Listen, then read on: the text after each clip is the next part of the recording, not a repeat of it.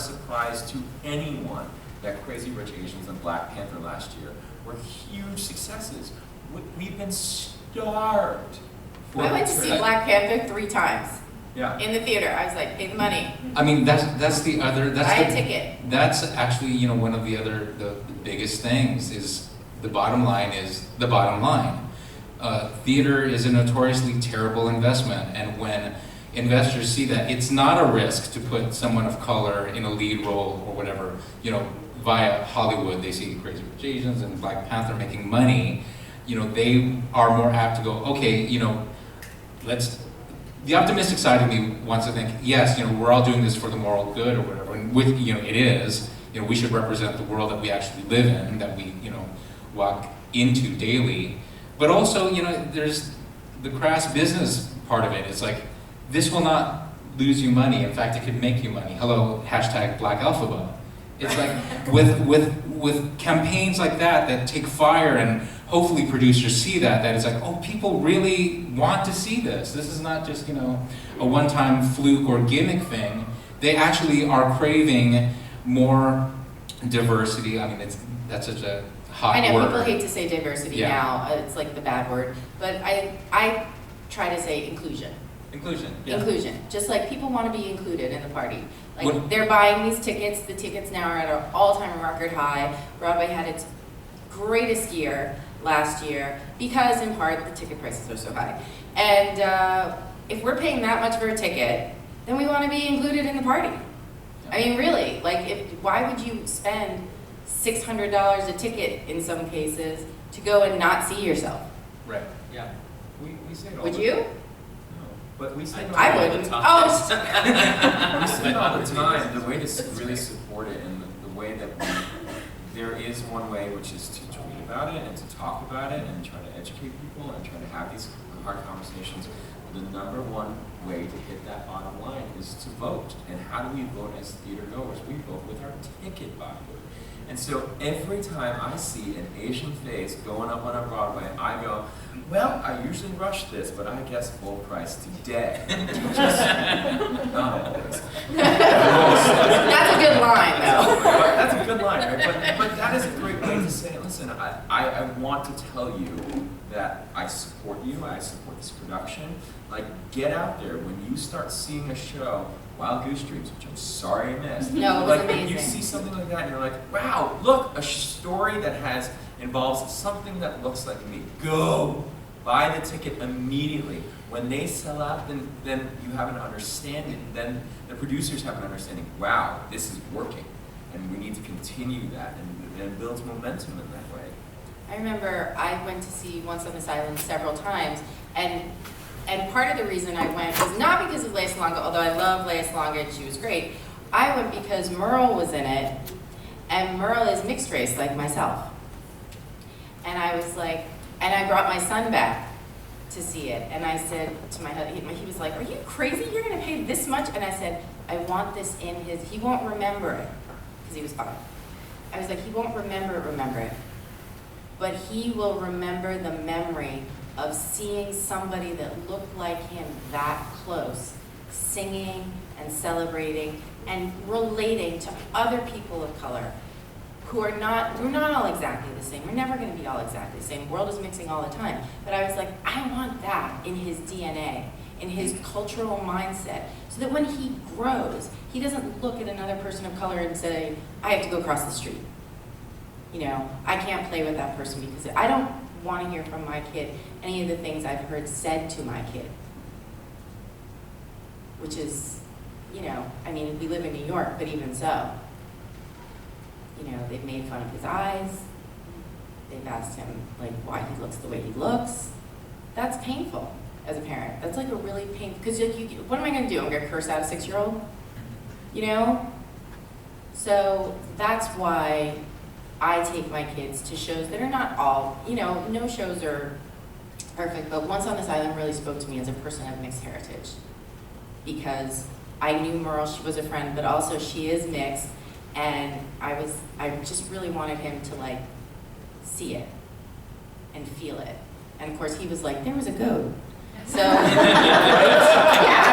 there was a goat was amazing. That goat was so, the goat was stole the show every day. Goat wore a diaper. Right? He also saw a For the chicken. good of all of us. Yeah, Right. yes.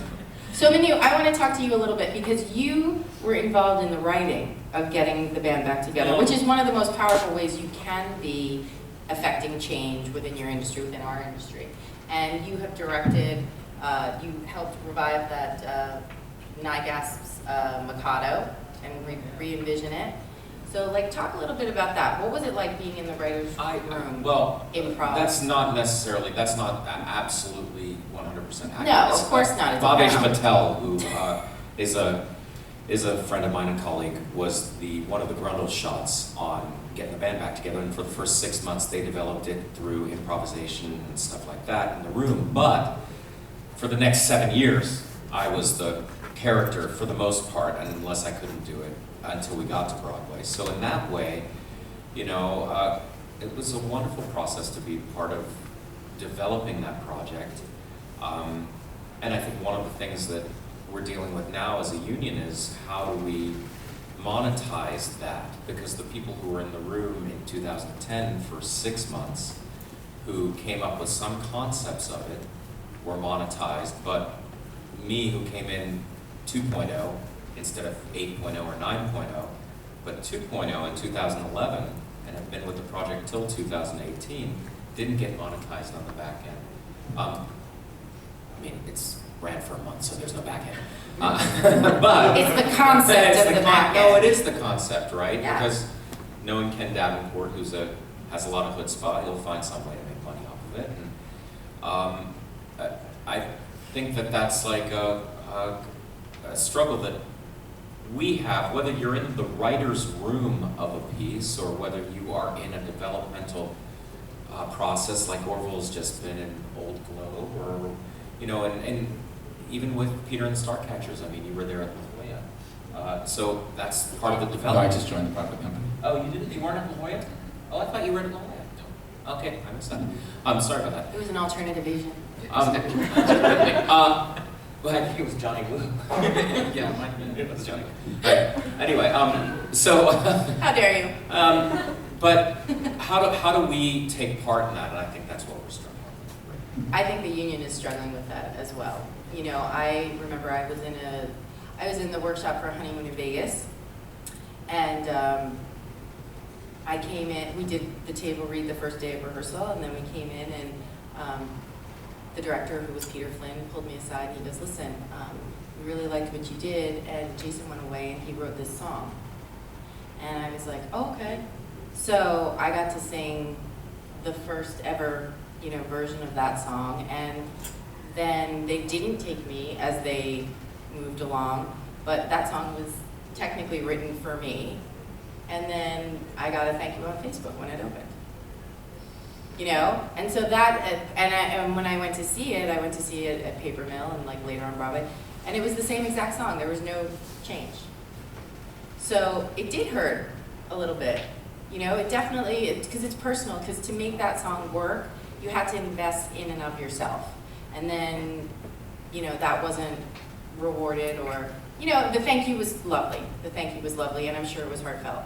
But it was still very painful in a way that, and especially because the person who replaced me didn't know, and she gave many, many interviews where she was like, oh, I got to sing an original Jason Robert Brown song that was written for me, and I was like, yeah.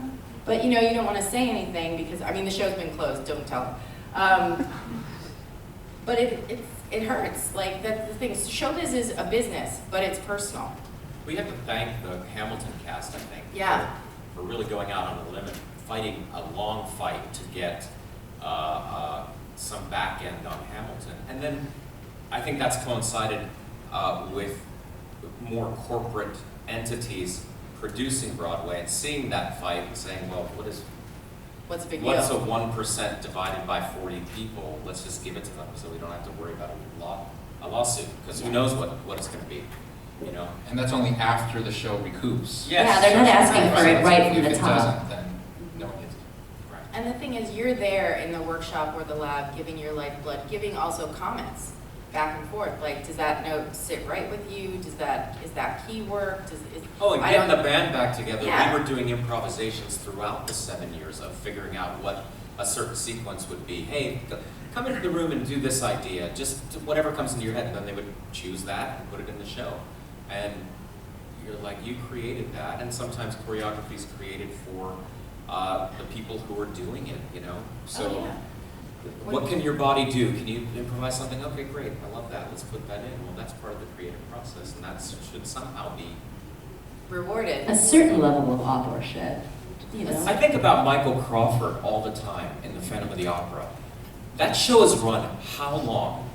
And his performance is what every Phantom is replicating for the most part. His performance. He created that, along with Hot Prince, right? But shouldn't he get something for that? It's iconic because of him. Right. I think, like, for example, I worked with Tina Landau. You've worked with Tina Landau. She loves the viewpoints. You know, she's from Steppenwolf Theater, and she does a lot of, they're in Chicago. They produce a lot of Broadway shows, and they've done a lot of really amazing stuff. Do you want to talk a little bit about viewpoints and what the process is? It's an acting theory that bonds the cast. I would accept. It's complicated. It's complicated, and I don't want to misspeak, but I do want to talk about Tina Landau. All right. Because, you know, going back to the people who have the power to create certain things, and we've all done shows where we're like, okay, I'm doing an all-Asian show this time.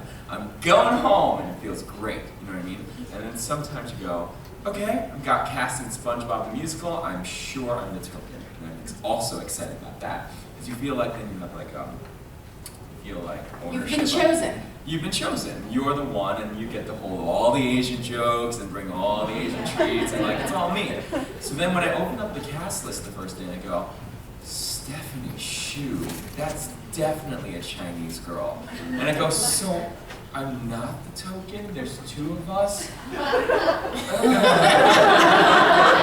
And then I was like, okay, cool. But then I was like, oh, that just speaks volume about this creative team.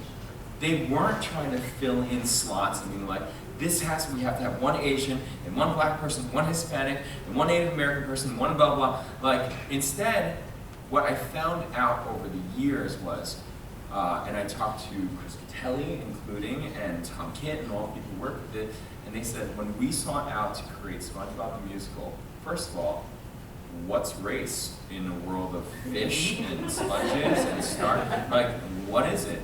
What they set out to find was unicorns, you know, and they said, this is verbatim, unicorns.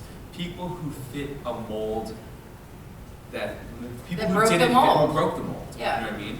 And so when you found that person, it really didn't matter what their race was. It just happened to be that person was perfect for that weird thing. And it was a show that was full of random special skills, and whatever you brought to the table was what they ultimately cast.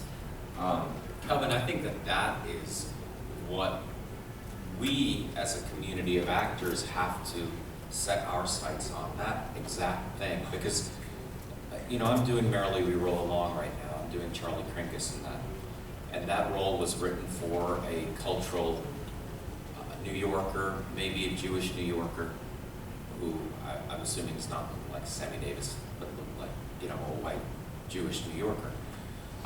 But for me, when I sometimes do Indian roles, I all of a sudden have to be an expert at everything Indian. Oh, yeah. Because I'm not, because I grew up in Pittsburgh, Pennsylvania. And weirdly, you know, and I lived in India for a long time, and I've studied there and all of that, but India, if anybody knows, is like Europe, or even more diverse than Europe, in the sense that you could be in one part of India and it's like being in southern Italy, and then in one part of India and it's like being in Russia. And You the can't talk to languages, each other. right, the languages don't match, the culture doesn't match, the food doesn't match, nothing matches. But yet, in certain contexts, I'm being asked to be the dramaturg for all things Indian, and I have no idea. As opposed to doing this role, which weirdly is an American role. I feel more American. It feels like me. It doesn't feel like something that I'm an outsider. And I think one of the things that I am proud of in my career, and I'm thankful for because I feel very fortunate, that I've been able to play kind of iconic roles that are not Indian specific or South Asian Well, you've specific. done a lot of Shakespeare, you've done a lot of straight plays, you were David nominated. Mamet. David Mamet, right? You know, so like, but that in one aspect allows me to grow as an actor because I'm able to play big roles that aren't specifically cultural. So that allows me to give more for the next role that I do. But that not everybody has that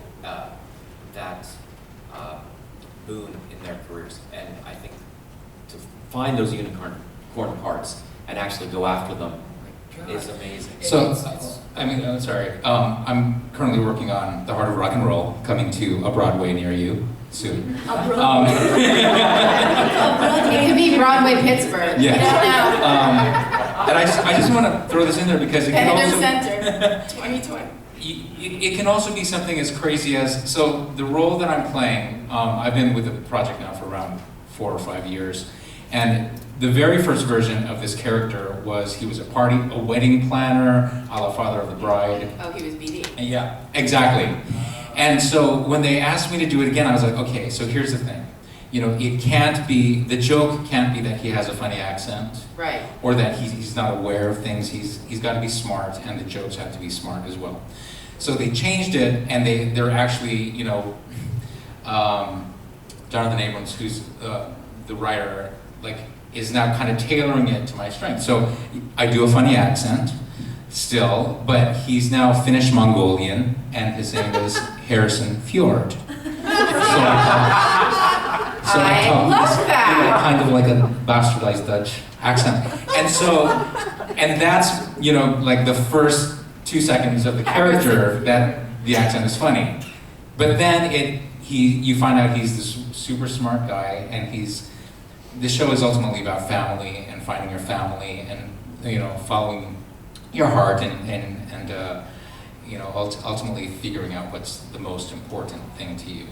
But in that respect, it's, you know, I'm able to use my crazy rubber face and, you know, like making these characters, but still finding the truth in it. So like when you create characters, ultimately you start with yourself, I think, all the time. Oh, yeah. That's your base. Yeah. And then you go out from there. You start with yourself and then you add. Yeah. I think it's just this audacity to play in what we're doing, and not that this is a casting thing on how to get to Broadway, but I feel like everyone at this table has been in the business long enough where it's also about the relationships that you have, and then one show leads to another show, and to not stop, to really think of this as being the long game. And for anyone that may be interested in it and feel like you don't see a place for yourself, there is this audacity to just keep going and know that, let's say you did a Miss Saigon in one show for some regional theater. You have a relationship with that artistic director and be like, next year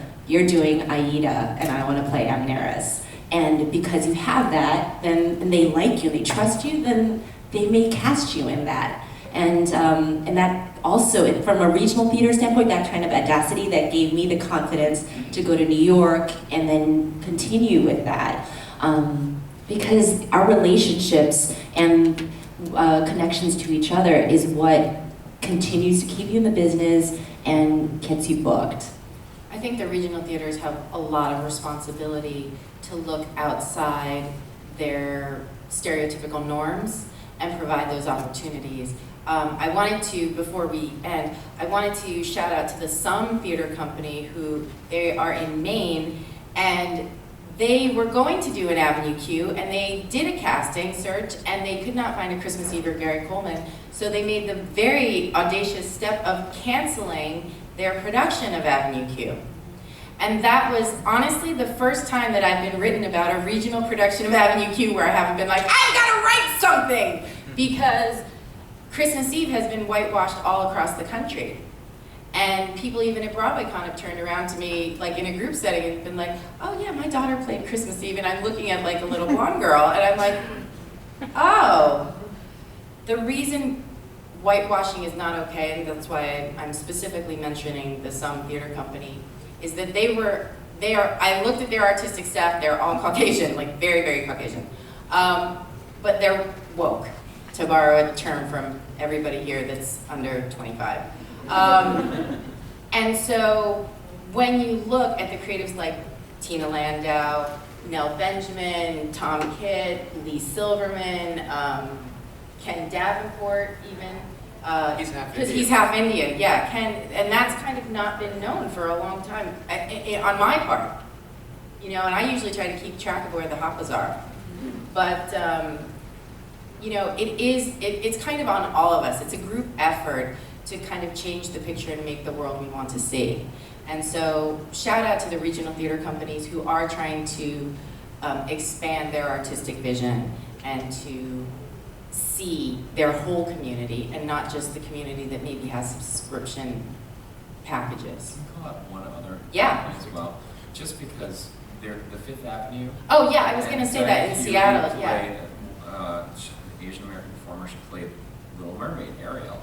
And subsequently, you can read a story about how the next season they did Annie, and when they did their search for Annie, they found a young Asian girl. She's Simone, Oh, I believe. Yeah. Simone. And it's because she saw Diana's performance as Ariel the year before that it really inspired her to go out for production, and she was wonderful. I saw Yeah. clips.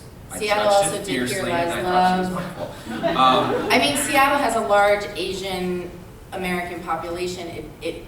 They are the standard bearers, in my opinion, for representing their entire community. But that's a responsibility for all of you Right. out there as theater makers within your own community to go out and within your own communities. It's not just about Broadway. It happens at every level. That's Seattle, you know, and they hit an audience base that is only for them in that area. And wherever you're performing theater and creating theater, try to cultivate something that's authentic to you, and just remember that people are watching, and it is super, super important.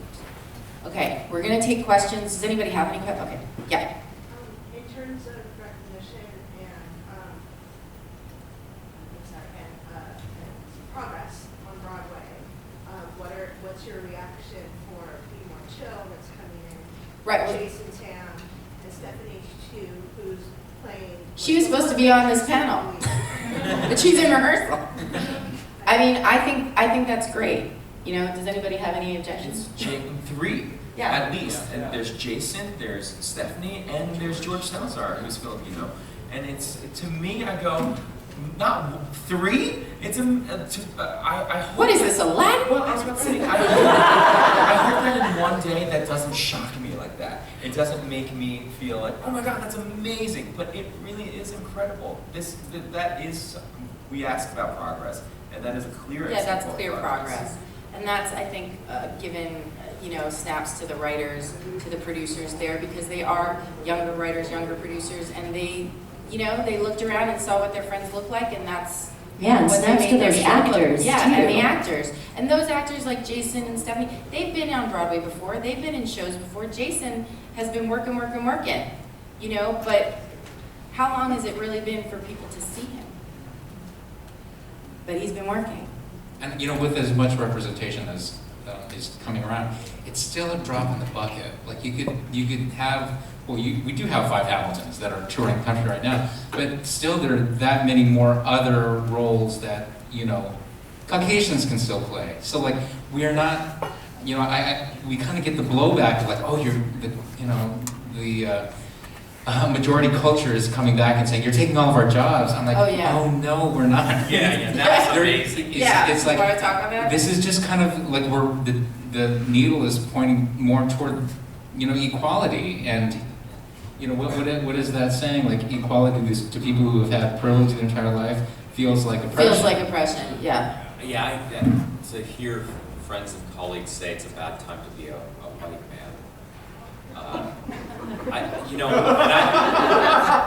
I feel bad, but I don't know what to say. Why do you feel bad? And especially, I don't feel bad. yeah. Anyway. Well, I know what you mean. Like, I felt bad because I was the only person of color in a room full of white people when they were having that discussion. So it went back to what you said before, like, okay, now is my time to be the representative Asian to talk about our oppression. And all I could do was just like... or the conversation stops when you come around. Yeah, that's happened to me a few Yeah. times. Yeah. Or you just go shady and just go, or maybe you're just not good enough. Do you know what? So I was doing Dave, and one of my producers on Dave was Moises Kaufman's assistant, and he at a moment, like at the time when I wrote my first piece, which was called Moises Kaufman Can Kiss My Ass, and Here's Why. And he said, you know, Moises still talks about you. As soon as he goes into casting, he brings up, and I don't want any more of that stuff that like Erin Quill had to write about, like we're not gonna do that anymore. So, he and I will one day talk, we'll talk. There's an Asian wonderful kid in Torch Song. He was That's what I'm amazing. saying. Torch Song So was like amazing. there He was is a change. There is a change. Moises directed it, yeah. And Moises directed it, and he told me, he goes, he still talks about you. And I was like, what? But oddly flattered, oddly flattered. Anyway, we have to end now. So I want to thank my panelists, Jaygee Macapugay, Orville Mendoza, Manu Narayan, Kelvin Moon Loh. I want to encourage you all to visualize the world you want to see. And I also want you to realize that love is love is love, and that we can all make a difference. We can all make a difference, whether it's buying a ticket, whether it's going to see a show with a friend who maybe hasn't gone because they don't feel included. Like, the hand of theater is the hand of friendship. We have to extend it more to one another, just in general. Thanks, guys.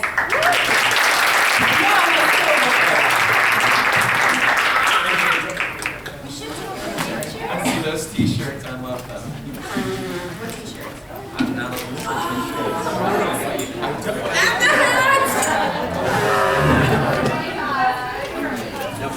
Oh, no. No, I thought you were Right?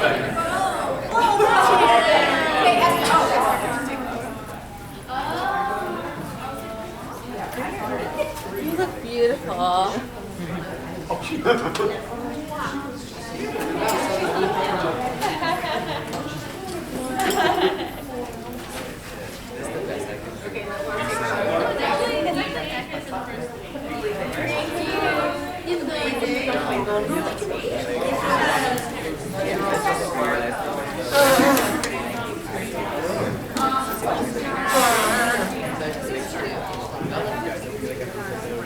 No, I look like she in Puerto Rico.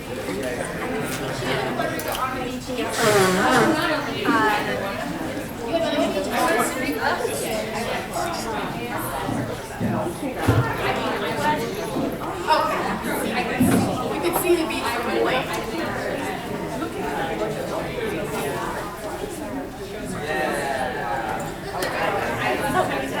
I'm talking about the backside? Front side, okay. Oh no, I'm about to go to and try to get as many of these. Marketplace. Oh, I haven't gotten it.